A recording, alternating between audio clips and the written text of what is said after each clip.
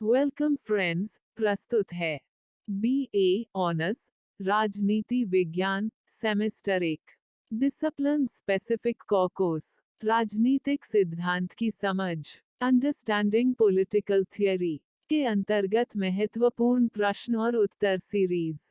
प्रश्न, मार्क्स के राज्य सिद्धांत पर टिप्पणी करें। उत्तर, मार्क्स के अनुसार राज्य सर्वकल्याण को अपना उद्देश्य समझने वाला समुदाय कभी नहीं हो सकता। यह तो सदैव एक ऐसा संगठन रहा है और सदैव ऐसा ही रहेगा जिसके द्वारा प्रधान आर्थिक वर्ग दूसरे आर्थिक वर्गों के ऊपर शासन करता है और उनका शोषण करता है। पूंजीवादी युग के प्रारंभ से ही पूंजीवादी वर्ग ने वर्तमान प्रतिनिधि राज्यों में राजनीतिक शक्ति पर अनन्य अधिकार किया हुआ है। कम्युनिस्ट मैनिफेस्टो में यह कहा गया है कि आधुनिक राज्य की कार्यपालिका सभी पूंजीवादियों के सामान्य मामलों के प्रबंध के लिए एक समिति मात्र है। एंजल्स ने राज्य को एक वर्ग द्वारा दूसरे वर्ग के दमन के लिए एक यंत्र मात्र माना है। मार्क्स और एंजल्स ने राज्य को प्लेटो और अरस्तु के समान स्वाभाविक समुदाय नहीं माना है। उनके मत में राज्य का जन्म इतिहास की प्रक्रिया में उस समय होता है जब समाज ऐसे दो विरोधी गुटों में विभक्त हो जाता है जिनके हित परस्पर विरोधी होते हैं और जिनके हितों में सामंजस्य की स्थापना करना संभव नहीं हो पाता। दूसरे शब्दों में राज्य वर्ग संघर्ष की उत्पत्ति है। यह आधारभूत आर्थिक ढांचे अर्थात उत्पादन के संबंधों पर उत्पादन के भौतिक साधनों के स्वामियों द्वारा अपनी सुरक्षा के लिए खड़ा किया हुआ ऊपरी ढांचा है। राज्य का उद्देश्य प्रधान वर्ग को अधीनस्थ वर्गों का शोषण करने, अपनी संपत्ति की रक्षा करने और उसे चुनौती देने वाले समस्त विचारों को कुचलने की शक्ति प्रदान करता है। कानून और पुलिस की सारी मशीन और अंत में राज्य की सैनिक शक्ति पूंजीवादी वर्ग के उत्पादन के साधनों पर नियंत्रण को सुरक्षित रखने के लिए ही है। 1. राज्य की उत्पत्ति वर्ग विभेद। प्लेटो, अरस्तु और अन्य अनेक विचारकों का मत है कि राज्य एक ऐसी स्वाभाविक और नैतिक संस्था है जो मानव जीवन के साथ ही जुड़ी हुई है। मार्क्स के अनुसार राज्य एक वर्गीय संस्था है। आदिम साम्यवादी अवस्था में समाज के सदस्यों के मध्य हितों का कोई संघर्ष नहीं था, इसलिए संपूर्ण समाज मिलकर अपने मामलों का प्रबंध स्वयं का लेता था और राज्य का कोई अस्तित्व नहीं था। दास प्रथा के युग में स्थिति में परिवर्तन आया तथा स्वामियों के हाथ में भूमि, संपत्ति और उत्पादन के समस्त साधन आ गए। वे दासों का शोषण करते थे। स्वामी वर्ग के सदस्यों की संख्या कम थी। बहुसंख्यक समाज के विरुद्ध अपनी स्थिति बनाए रखने के लिए उन्हें शक्ति का आश्रय लेना पड़ा। इनके द्वारा सेना, पुलिस, न्यायालय और कारागार आदि की व्यवस्था की गई। यहीं से राज्य संस्था का सूत्रपात हुआ। इस प्रकार यह स्पष्ट हो जाता है कि राज्य संस्था का निर्माण एक वर्ग का दूसरे वर्ग पर अधिपत्य और नियंत्रण रखने के लिए किया गया। 2. राज्य और शासन शोषण के यंत्र। राज्य का उदय वर्ग विभेद के कारण हुआ। राज्य संस्था की शोषक वर्ग के सहायक के रूप में कार्य करती रही है। सामंती युग में राज्य की शक्ति और साधनों पर सामंतों का अधिकार था। ये उसके द्वारा बहुसंख्यक किसान जनता का शोषण और उत्पीड़न करते थे। पूंजीवाद युग में राज्य संस्था पर पूंजीपति वर्ग ने आधिपत्य स्थापित कर लिया है और पूंजीपति वर्ग राज्य की संस्था की सहायता से श्रमिक वर्ग का शोषण करता है। यह बात प्राचीन काल के निरंकुश राज्यों के समान ही वर्तमान के तथाकथित लोकतंत्र या राज्य के संबंध में भी सत्य है। इन राज्यों में लोकतंत्र केवल दिखावे की ही वस्तु होती है। राज्य की वास्तविक शक्ति पूंजीपति वर्ग अथवा उसके समर्थकों के ही हाथ में है।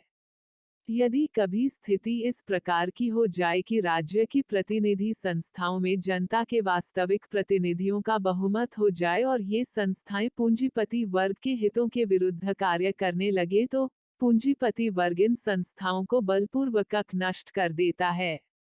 कानूनों का निर्माण पूंजीपतियों की संपत्ति संबंधी और अन्य हितों की रक्षा करने के दृष्टिकोण से ही किया जाता है। इस प्रकार मार्क्स राज्य एक पक्षपात रहित संस्था नहीं है, जिसका उद्देश्य सब वर्गों और व्यक्तियों के हितों की रक्षा करना हो। इसके विपरीत यह एक ऐसी वर्गीय संस्था है जिसका उद्देश्य शोषक वर्ग के हितों की रक्षा करना है और उसे शोषित वर्ग के अधिकाधिक शोषण की ओर प्रवृत्त करना है। 3. राज्य का दमनकारी रूप। राज्य सदैव कष्टदायक रहा है और रहेगा। राज्य तो निर्धनों, श्रमिकों तथा अन्य असहाय लोगों को कष्ट देने का एकमात्र साधन है। मार्क्स ने लिखा है, राज्य का बल एक ऐसी चक्की है जो वर्ग को पीस डालती है। लोकतंत्र या राज्य भी इसी कष्टकारी चक्की का रूप है और राजतंत्र भी यही है। मार्क्स के शब्दों में, राज्य का उद्देश्य प्रधान वर्ग को अधीनस्थ वर्गों का शोषण करने, अपनी संपत्ति की रक्षा करने तथा उसे चुनौती देने वाले समस्त विचारों को कुचलने की शक्ति प्रदान करता है। 4. राज्य एक बुराई के रूप में। राज्य एक आवश्यक बुराई है। मार्क्स ने अपने इस कथन में अमेरिका के कुछ विद्वानों से प्रेरणा ली थी। अमेरिका के विद्वानों का कहना था कि प्रारंभिक अवस्था में मनुष्य नियमों का पालन करता है, परंतु यह व्यवस्था एक सामुदायिक भावना पर आधारित थी। उसमें सभी व्यक्ति बराबर थे और एक के द्वारा दूसरे के शोषण का कोई प्रश्न ही नहीं था। 5. राज्य का उन्मूलन। भविष्य में राज्य नहीं रहेगा। इसके स्थान पर एक वर्ग विहीन, राज्य विहीन समाज की स्थापना होगी। जब श्रमजीवी वर्ग की विजय के परिणाम स्वरूप पूंजीवादी संस्था के रूप में राज्य नष्ट हो जाएगा तो सार्वजनिक कार्यों का राजनीतिक स्वरूप जाता रहेगा और सच्चे सामाजिक हितों की देखभाल करने के लिए साधारण प्रशासकीय कारण बन जाएंगे। 6. क्रांति की सहायता। पूंजीवादी समाज का शीघ्र अंत करने के लिए एकमात्र उपाय क्रांति है। राज्य पूंजीवादी व्यवस्था में शोषक वर्ग की सहायता करता है और इस सहायता के लिए पूरी शक्ति और बल का प्रयोग करता है। अतः राज्य का अंत उससे अधिक शक्ति और बल द्वारा ही किया जा सकता है। राज्य को समाप्त करने के लिए पहले उस पर पूंजीपतियों का आधिपत्य क्रांति के द्वारा समाप्त किया जाए, तत्पश्चात जिस समय तक पूंजीवादी तत्वों का पूर्णतया विनाश न हो जाए, राज्य पर श्रमिकों का अधिनायकवाद बना रहना चाहिए। क्योंकि शक्ति प्राप्त करने का कोई लाभ नहीं, यदि वह छिन जाए। शक्ति को छीने जाने से रोकने के लिए शक्ति का प्रयोग आवश्यक है। 7. अंतरिम काल में सर्वहारा वर्ग का अधिनायकत्व।